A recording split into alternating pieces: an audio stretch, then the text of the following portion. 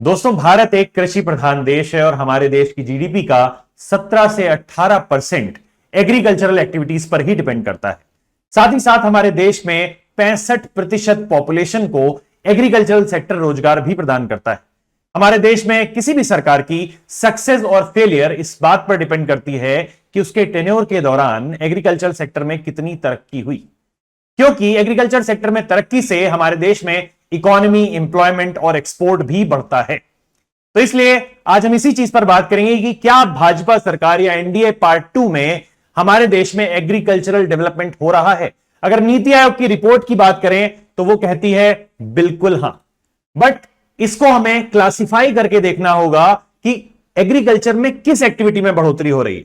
कहीं ऐसा तो नहीं है कि फिशरीज में बढ़ोतरी हो रही है, मत्स्य पालन में बढ़ोतरी हो रही है, कहीं ऐसा तो नहीं है कि हॉर्टिकल्चर में बढ़ोतरी हो रही है, कहीं ऐसा तो नहीं है कि फ्लोरिकल्चर में बढ़ोतरी हो रही है, बट हमारे फूड ग्रेन्स, गेहूं और चावल के उत्पादन में, उसके प्रोडक्शन में बढ़ोतरी नहीं हो रही है। दोस्तों, मेरा नाम है Prakhar Tripathi. Welcome to Chahal academy YouTube channel और आज हम इस मैटर पर बात करेंगे। So if we talk about it, तो इंप्रूव्ड ग्रोथ की अगर बात करें तो इंडिया का फार्म सेक्टर ग्रोथ शो कर रहा है लास्ट 2 डिकेड से। हमारा जो ओवरऑल प्रोडक्शन है वो लगातार बढ़ता जा रहा है और हमारा जो कंजम्पशन है वो कहीं ना कहीं एक काफी स्टेबल हो गया है। साथ ही साथ मोदी टेन्योर में, मोदी लेड एनडीए गवर्नमेंट के समय में अगर हम देखें तो एग्रीकल्चर सेक्टर में ओवरऑल काफी ज्यादा डेवलपमेंट हुआ है। अगर हम कंपेयर करें उसको पिछले कुछ टेन्योर से, तो 1984 से 2004 तक का अगर हम डेटा लेते हैं तो एवरेज ग्रोथ, ओवरऑल ग्रोथ जो है वो 2.9% के आसपास है। 2004 से लेकर 2014 जो यूपीए का टेन्योर था, उसके बाद उसको अगर हम देखें तो लगभग 3.5 की एवरेज ग्रोथ हमें दिखाई पड़ती है। 2014 से 2024 तक अगर देखें तो हमने थोड़ी ज्यादा ग्रोथ करी है और हमने 3.7% के रेट से ग्रोथ करी है। अगर हम प्रोडक्शन की बात करें तो सीरियल प्रोडक्शन हमारे यहां लगभग 185 मिलियन से 185 मिलियन से लगभग 303 मिलियन टन तक पहुंच चुका है। 303 मिलियन टन हम सीरियल या फूड ग्रेन प्रोडक्शन कर रहे हैं और कंजम्पशन अगर देखें तो स्टैग्नेंट है एट 153 टू 156 मिलियन टन। मतलब जितना हमारा हाउस होल्ड कंजम्पशन है उससे लगभग 2 गुना हम प्रोड्यूस कर रहे हैं। तो इससे हमें पता चलता है कि एक्सपोर्ट करने के लिए हमारे पास फूड ग्रेन की अवेलेबिलिटी, गेहूं, चावल, ऐसे अनाजों की अवेलेबिलिटी बढ़ चुकी है। अगर आप देखें तो इस ग्राफ के थ्रू आप समझ सकते हैं कि किस तरह से लगातार फूड ग्रेन प्रोडक्शन बढ़ता जा रहा है और 2021-22 की अगर हम बात करें तो यह लगभग 315 मिलियन टन के आसपास है। तो हमारे कंजम्पशन का, हमारी जरूरत का लगभग 2 गुना फूड प्रोडक्शन हो रहा है। क्रॉप्स की अगर हम बात करें तो क्रॉप्स में ग्रोथ कम देखने को मिलती है, 2.3%, मतलब 2.3% ही एवरेज ग्रोथ हमें पिछले 10 सालों में देखने को मिलती है। बट अगर हम लाइव स्टॉक की बात करें तो लाइव स्टॉक रियरिंग बढ़ी है और लाइव स्टॉक में 5.8% की ग्रोथ दिखती है। फिशरीज की अगर हम बात करें, मत्स्य पालन की बात करें तो 9.2% की ग्रोथ दिखती है। इससे पता चलता है कि गवर्नमेंट का जो ब्लू इकोनॉमी का मिशन चल रहा है वो कहीं ना कहीं सक्सेसफुल हो रहा है। तो इसका मतलब है कि थोड़ा बहुत सेक्टोरल इंबैलेंस है, बट फिशरीज, हॉर्टिकल्चर, इन सब के बढ़ने से ओवरऑल एग्रीकल्चरल प्रोडक्शन हमारा अच्छा है। अगर हम देखें तो एग्रीकल्चरल, फॉरेस्ट्री एंड फिशिंग में यूपीए 1 में 3.2% की ग्रोथ थी, बट एनडीए 2 में देखें तो 3.5% की ग्रोथ हमें दिखाई पड़ती है। हाईएस्ट ग्रोथ रेट्स की अगर बात करें तो पोल्ट्री, मुर्गी पालन में 9.2%, फिशिंग एंड एक्वाकल्चर में 9.1%, एग्स के प्रोडक्शन में 6.6%, मिल्क प्रोडक्शन में 5.8% की बढ़ोतरी देखने को मिलती है। हॉर्टिकल्चर में क्या क्या आता है? हॉर्टिकल्चर में सारी की सारी वेजिटेबल्स, फ्लावर्स, ये सारी की सारी चीजें आती है। तो हॉर्टिकल्चर में भी हमें ग्रोथ लगभग 3.9% की दिखती है, जबकि non horticultural cereal crops, food grains, इनमें 1.6% की ही हमें ग्रोथ देखने को मिलती है। यहां पर आप देख सकते हैं हॉर्टिकल्चरल क्रॉप्स में आता है 3.9% की ग्रोथ। इसमें सारे के सारे फ्रूट्स, वेजिटेबल्स और स्पाइसेस, मसाले वगैरह आते हैं। नॉन हॉर्टिकल्चरल क्रॉप जैसे कि फूड ग्रेन, सीरियल्स, पल्सेस, दालों में, तिलहन में हमें ग्रोथ कम देखने को मिलती है। गवर्नमेंट ने एक मिशन भी चला रखा है, mission for integrated development of horticulture, MIDH, mission for integrated development of horticulture. इसमें हम हॉर्टिकल्चर क्रॉप्स जिनमें बहुत ज्यादा हमारे लॉसेस होते हैं, हॉर्टिकल्चरल क्रॉप्स के प्री हार्वेस्ट और पोस्ट हार्वेस्ट मैनेजमेंट पर ध्यान देंगे, उसकी सप्लाई चेन को डेवलप करेंगे, जिससे कि हमारी वेजिटेबल्स, हमारे फ्रूट्स, हमारे मसाले, इनमें लॉस ना हो, ये डैमेज ना हो। ये बहुत ज्यादा जरूरी है। अगर हम ओवरऑल ग्रोथ की बात करें स्टेट वाइज, तो हमारे टॉप 13 स्टेट्स आंध्र प्रदेश, मध्य प्रदेश, कर्नाटका, तेलंगाना, तमिलनाडु, छत्तीसगढ़, उड़ीसा, ऐसे कुछ 13 स्टेट्स हैं जो 4% से ज्यादा की एवरेज ग्रोथ शो करते हैं। दूसरी तरफ जो हमारे सबसे मेजर प्रोड्यूसर हैं पंजाब और हरियाणा की अगर हम बात करें, तो वहां पर ग्रोथ रेट काफी कम है, 3.5% से भी कम है, राइट। इसमें पॉलिसी इंप्लीमेंटेशन का भी फर्क पड़ा है। लोगों ने अब ज्यादा प्रोटीन रिच फूड खाना चालू कर दिया है, उनको वेजिटेबल्स भी ऐसी चाहिए जो कि मॉडिफाइड हैं, जेनेटिकली मॉडिफाइड हैं, जिससे कि ज्यादा न्यूट्रिशन उनको मिल सके। इसीलिए देख सकते हैं आप कि there is a shift towards horticulture, livestock and fisheries, क्योंकि लोगों को ज्यादा प्रोटीन रिच डाइट चाहिए, लोगों को ज्यादा न्यूट्रिशन रिच डाइट चाहिए। कंजम्पशन में चेंजेस होने लगे, demand for nutrient rich foods versus calorie rich staples. अब हम कैलोरीज पर डिपेंडेंट नहीं है, अब हमारा फोकस ये नहीं है कि हम कैलोरी कितनी ज्यादा इंटेक करें, रादर हमें न्यूट्रिएंट्स बैलेंस डाइट लेनी है, राइट। गवर्नमेंट के सामने कई सारे चैलेंजेस हैं। हमारे देश में आप जानते हैं कि एग्रीकल्चर आज भी रेनफॉल पर ही डिपेंडेंट है। बारिश होगी तभी हमारे एग्रीकल्चर होगा। अगर किसी साल बारिश नहीं होती है, सूखा पड़ जाता है, तो किसानों के लगातार आप ऐसे एपिसोड्स देखोगे कि किसानों ने फांसी लगा ली, ठीक है, किसानों का प्रोटेस्ट हो रहा है। ये सारे के सारे केसेस आज भी हमारे सामने आते हैं। तो रेनफॉल डिपेंडेंट है, इसलिए क्लाइमेट चेंज का बहुत बड़ा इंपैक्ट हमारे देश में एग्रीकल्चर पर होता है। Increasing temperatures and erratic rainfall patterns, climate change होगा तो El Nino, La Nina events बढ़ते चले जाएंगे, और उसकी वजह से हम देखते हैं कि देश में किसान सबसे ज्यादा परेशान रहते हैं। डेटा बताता है कि average temperature in India has risen bye 0.6 degree centigrade.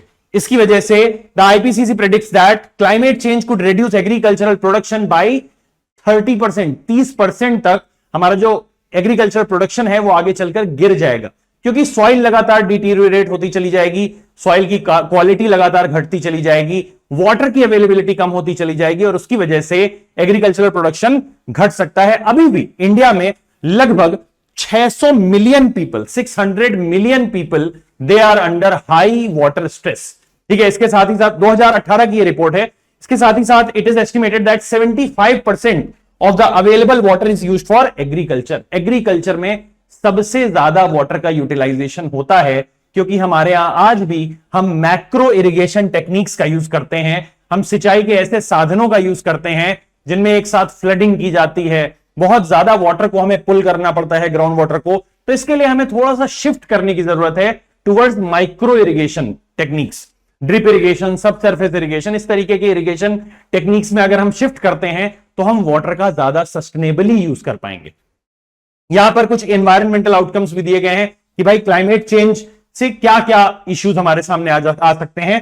तो वाटर में सैलिनेशन हो रहा है, वाटर सैलिनेट हो रहा है। तो वाटर जैसे जैसे सैलिनेट होता जाएगा तो उसके साथ ही उसमें न्यूट्रिएंट्स कम होते जाएंगे, और साथ ही साथ उसकी जो प्रोडक्टिविटी है वो कम होती चली जाएगी। फ्लडिंग के केसेस हमें देखने को मिल रहे हैं। जो भी हमारी मेजर रिवर्स हैं, उनके बेसिन्स में, उनके फ्लड प्लेन्स में लगातार वो बढ़ती चली जा रही है, क्योंकि ग्लेशियर्स बहुत तेजी से मेल्ट हो रहे हैं, जिसकी वजह से फ्लडिंग हो रही है, और फ्लडिंग की वजह से बहुत बड़ी मात्रा में क्रॉप जो होती है वो डैमेज हो जाती है। सीज के राइज होने से वो इनलैंड की तरफ बढ़ते हैं, अंदर की तरफ आते हैं कोस्टल एरिया से, और जैसे ही अंदर की तरफ आते हैं तो एग्रीकल्चरल प्रोडक्शन को कम करते हैं, बहुत मेजर एरिया को घेरते हैं, और वहां पर सलाइन वाटर फैल जाता है। ड्रॉट्स की अगर समस्या देखें तो सूखे की समस्या लगातार बढ़ती चली जा रही है। ऐसे एरिया जहां पर अच्छा रेनफॉल होता था वहां पर भी अब सूखे की समस्या बढ़ती चली जा रही है। साथ ही साथ डेजर्टिफिकेशन, डेजर्ट्स जो रेगिस्तान है वो बढ़ रहे हैं। अगर हम पंजाब के मालवा रीजन की बात करें, जो सदर्न पंजाब वाला रीजन है, जो राजस्थान से टच होता है, वहां पर धीरे धीरे रेगिस्तान उधर की तरफ बढ़ रहा है। तो डेजर्टिफिकेशन, डेसिकेशन का प्रोसेस हो रहा है। टेम्परेचर्स लगातार बढ़ रहे हैं। कार्बन डाइऑक्साइड का लेवल हमारे एटमॉस्फेयर में बढ़ रहा है, जिसका भी बुरा इंपैक्ट हमारे एग्रीकल्चरल प्रोडक्शन में पड़ता है। स्टॉर्म्स, जो तूफान आते हैं, तूफानों की इंटेंसिटी बढ़ रही है। रेनफॉल पर हम डिपेंडेंट नहीं रह सकते, क्योंकि इररेटिक रेनफॉल हो रहा है, कभी भी रेनफॉल हो जाता है। ठीक है, तो उसका कोई एक परमानेंट टाइम नहीं है, पर्टिकुलर पीरियड नहीं है।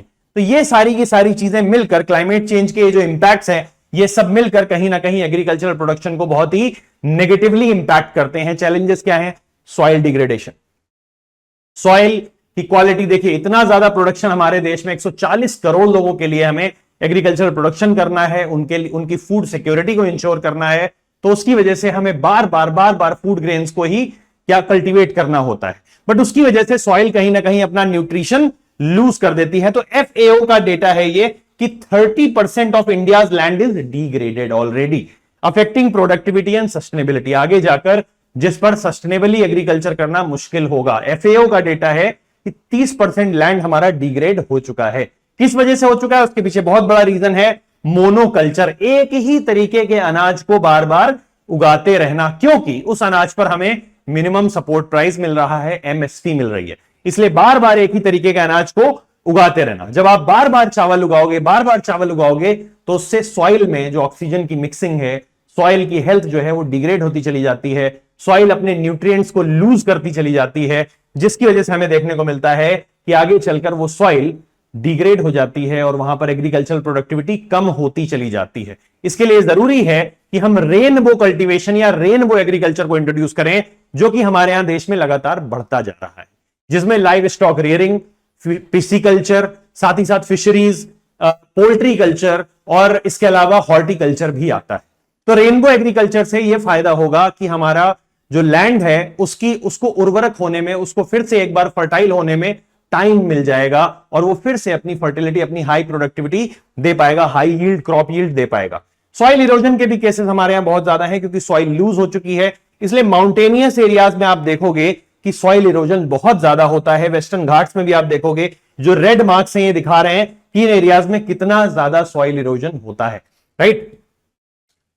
क्रेडिट से रिलेटेड, इंस्टीट्यूशनल क्रेडिट से रिलेटेड केसेस हैं कि 86% हमारे देश का किसान, 86% किसान आज भी, जो हमारे गांवों के जो छोटे मोटे मर्चेंट्स हैं, लाला पटेल, ये सब इनसे क्रेडिट ले लेते हैं, उनको बैंक से आज भी क्रेडिट नहीं मिल पा रहा है। इसके लिए भी गवर्नमेंट ने नई नई स्कीम्स लाई, जैसे कि PM जनधन योजना, जिससे कम से कम किसानों के अकाउंट तो खुले, डायरेक्ट बेनिफिट ट्रांसफर तो हो सके और साथ ही साथ उनको इंस्टीट्यूशनल क्रेडिट भी मिल सके। फिर भी बहुत सारी फॉर्मेलिटीज होने की वजह से किसान ये प्रेफर करते हैं कि वो जाकर के एक गांव के सेठ से ही जाकर के क्रेडिट ले लें। तो इंस्टीट्यूशनल क्रेडिट अभी भी किसानों के पास नहीं है।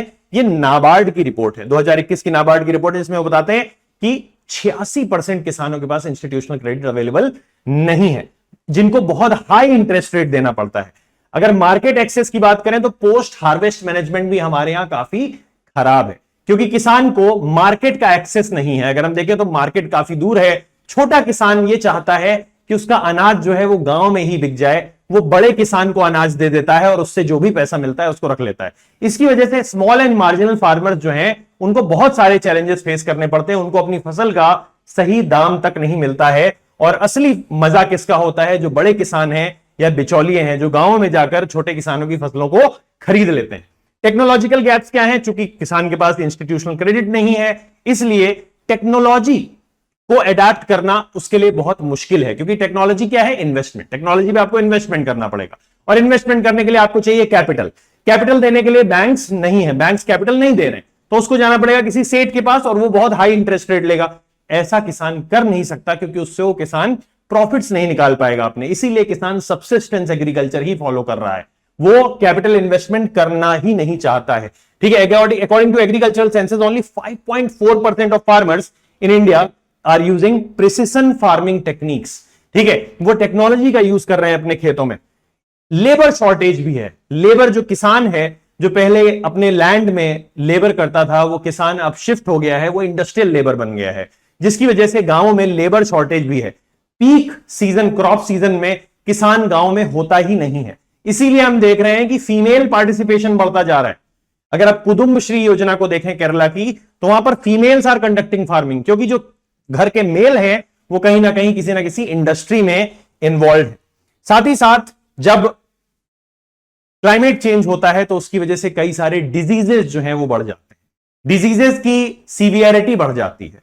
डिजीज सीवियरिटी बढ़ने की वजह से मान लीजिए कि हमने जेनेटिक इंजीनियरिंग का यूज किया और उस डिजीज का कोई तोड़ निकाल लिया, जैसे कि हमने बीटी कॉटन में निकाला, बट धीरे धीरे धीरे धीरे वो जो डिजीज होता है या जो पेस्ट होता है, वो कीड़ा होता है, वो रेजिस्टेंस पैदा कर लेता है, अपने अंदर एडेप्टेशन कर लेता है और कॉटन की या किसी भी क्रॉप को, जैसे ब्रिंजल की क्रॉप है, उसको खराब कर देता है। तो हमारे यहां इस तरीके से काफी ज्यादा क्रॉप जो है वो खराब होती हैं। ऑल्दो पॉलिसी इनिशिएटिव्स भी कई सारे गवर्नमेंट ले रही है, जैसे कि डिजिटल एग्रीकल्चर मिशन, जैसे कि अभी गवर्नमेंट ने डीएफआई भी बनाया है, डिजिटल फ्रेमवर्क बनाया है पूरा का पूरा, जिस डिजिटल पब्लिक इंफ्रास्ट्रक्चर डीपीआई बनाया है किसानों के, एग्रीकल्चरल फार्मर्स के लिए, जिससे कि किसानी से रिलेटेड या एग्रीकल्चरल एक्टिविटीज से रिलेटेड उनको कोई भी इंफॉर्मेशन उस पर्टिकुलर पोर्टल में मिल जाएगी। इस डिजिटल एग्रीकल्चर मिशन के अंडर में दो चीजें आती हैं, एग्री स्टैक जिसमें फार्मर्स की रजिस्ट्री की जाएगी, उनकी जमीनों की रजिस्ट्री की जाएगी, प्लस उनकी क्रॉप को भी इंश्योरेंस दिया जाएगा, उसकी भी रजिस्ट्री की जाएगी। साथ ही साथ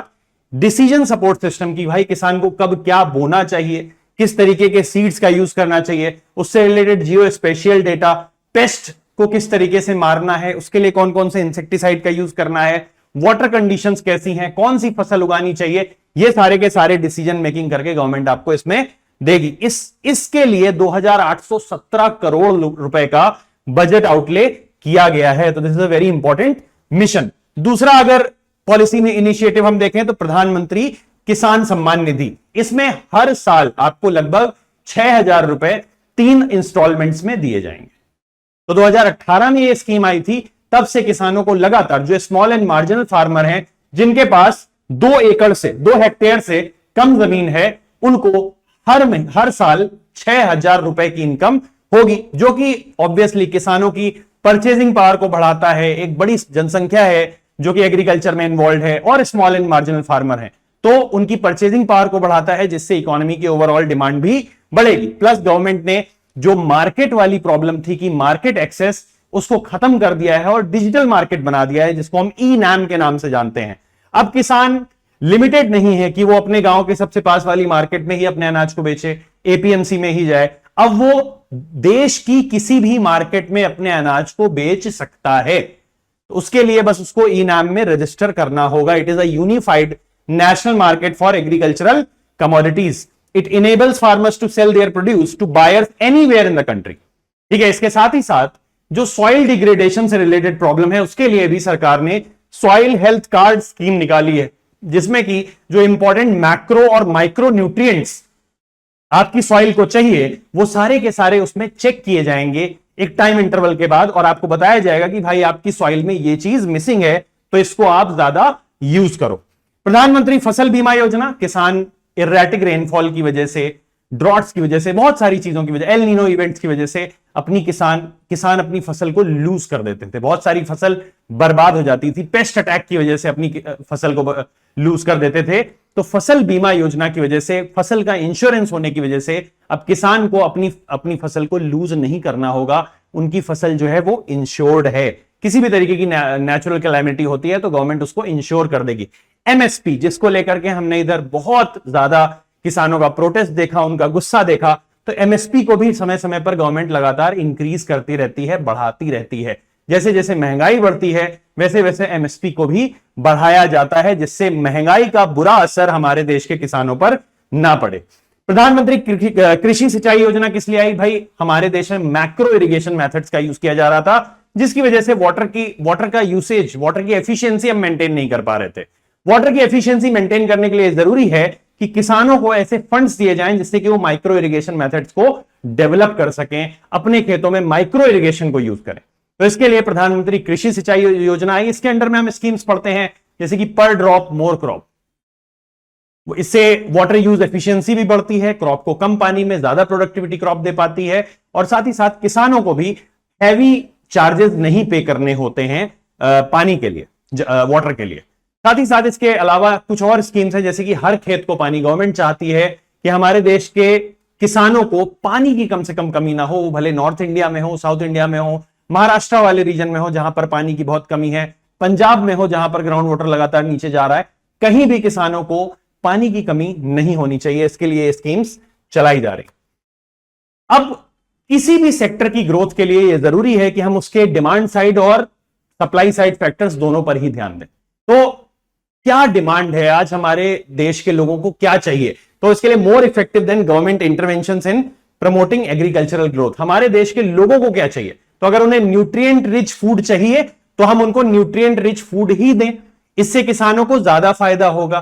साथ ही साथ आपने देखा कि मिलेट्स का यूज बढ़ता जा रहा है। आज हमारे जो रिटेल मार्केट्स हैं वहां पर भी मिलेट्स बढ़ गए हैं, मिलेट्स का यूज बढ़ गया है, क्योंकि आज लोग क्या है, उनको न्यूट्रिएंट ज्यादा चाहिए, उनको ग्लूटेन फ्री सीरियल्स चाहिए, फूड ग्रेन्स चाहिए। तो किसानों को भी वही उगाना चाहिए और गवर्नमेंट को भी किसानों को वो उगाने में सपोर्ट करना चाहिए जो आज हमारी जनता की डिमांड है। इसके अलावा फार्मिंग सेक्टर में पोस्ट हार्वेस्ट और प्री हार्वेस्ट मैनेजमेंट के लिए हमें एक प्रॉपर स्ट्रेटजी की जरूरत है, क्योंकि उस स्ट्रेटजी के बगैर हम एग्रीकल्चर सेक्टर का डेवलपमेंट नहीं कर पाएंगे। So this was our discussion regarding farming और किस तरीके से फार्मिंग सेक्टर हमारा ग्रो हुआ है under Modi government. Modi government में कुछ ऐसे पॉलिसी डिसीजंस लिए गए जिन्होंने फार्मिंग सेक्टर को काफी वर्सेटाइल बनाया, जैसे कि हॉर्टिकल्चर से रिलेटेड मिशन जो लॉन्च किए गए, साथ ही साथ फिशरीज सेक्टर को बढ़ाया गया, उसके लिए मनरेगा में भी पॉन्ड बनाना और ये सारी चीजें चालू की गई। तो ऐसे बहुत सारे डिसीजंस लिए गए जिन्होंने फार्मिंग सेक्टर को ज्यादा वर्सेटाइल बनाया और किसानों की आय को दोगुना करना इस गवर्नमेंट का लगातार मकसद रहा है, इनका ऑब्जेक्टिव रहा है कि हम किसानों की आय को दोगुना करेंगे, डबलिंग फार्मर्स इनकम। तो देखते हैं कि आगे चलकर इनके पॉलिसी डिसीजंस कैसे होते हैं और कितना ज्यादा इससे फार्मिंग सेक्टर की ग्रोथ इंश्योर हो पाती है। ऐसे और वीडियोस के लिए आप लगातार चैनल के साथ जुड़े रहें। Thank you so much.